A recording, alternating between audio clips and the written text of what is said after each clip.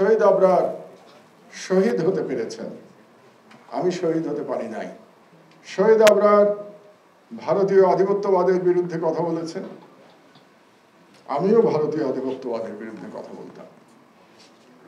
তো এতগুলো মিল, নিজেকে খুব গর্বিত মনে হয় যে বাংলাদেশে শহীদ আবরারের মতো একজন আইকনের সাথে আমার এতগুলো মিল থাকতে পারে। অমিলের জায়গা দুটো, একটা একটু আগে ইঙ্গিত দিয়েছি, 50 বছরের পার্থক্য, সুতরাং বিশাল জেনারেশনাল গ্যাপ, এটা একটা অমিল। ও আর একটা মিলের কথা বলতে ভুলে গেছি, শহীদ আবরারকে যারা সারা রাত ধরে নির্যাতন করে হত্যা করেছিল, তারাই আবার আমার উপরে আক্রমণ চালিয়েছিল কুষ্টিয়াতে 2018 সালে। এটাও একটা আশ্চর্যজনক মিল, কারণ আমারও সেদিন নিহত হওয়ার কথা ছিল, আমি নিহত হই নাই, আল্লাহর ইচ্ছা অন্যরকম ছিল। তো অমিলের জায়গা যেটা বললাম, একটা তো 50 বছরের পার্থক্য, বিশাল জেনারেশনাল গ্যাপ। দ্বিতীয় অমিল, শহীদ আবরার শহীদ হতে পেরেছেন, আমি শহীদ হতে পারি নাই। হয়তো আমারই শহীদ হওয়া উচিত ছিল, কারণ আমার যত কিছু দেয়ার, যতটুকু দেয়ার আল্লাহ আমাকে ক্ষমতা দিয়েছেন, সেটা দেওয়ার সময় তো মোটামুটি পেরিয়ে গেছে আমার। শহীদ আবরারের অনেক কিছু দেয়ার ছিল জাতিকে, সেটা তিনি দিয়ে যেতে পারেন নাই।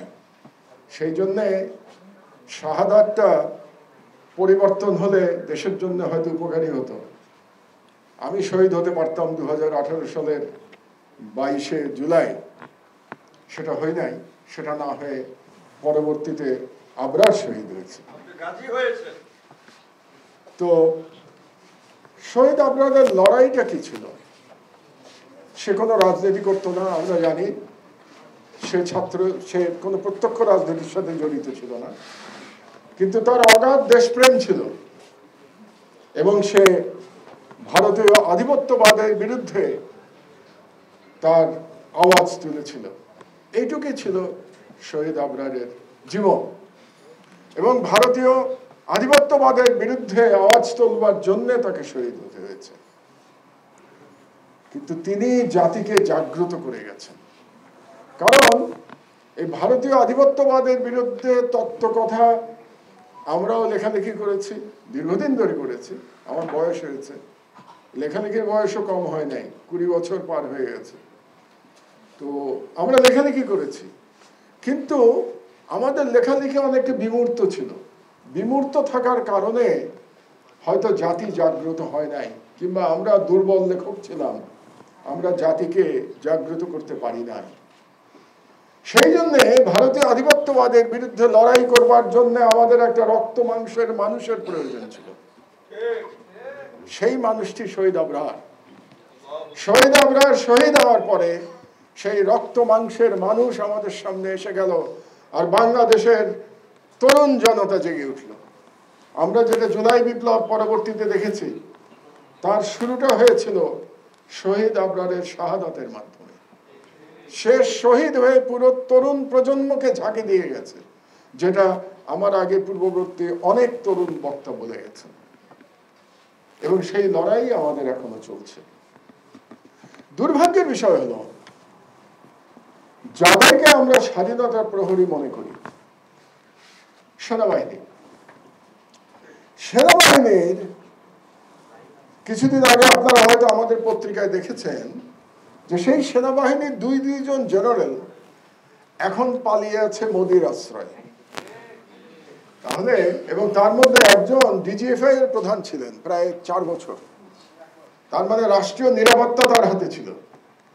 তো রাষ্ট্রীয় নিরাপত্তা যে জেনারেল সাহেবের হাতে ছিল, জেনারেল আকবর, সেই জেনারেল সাহেব পালিয়ে আছেন মোদির আশ্রয়ে। আর মোদির বিরুদ্ধে কথা বলতে গিয়ে শহীদ হয়েছে শহীদ আবরার।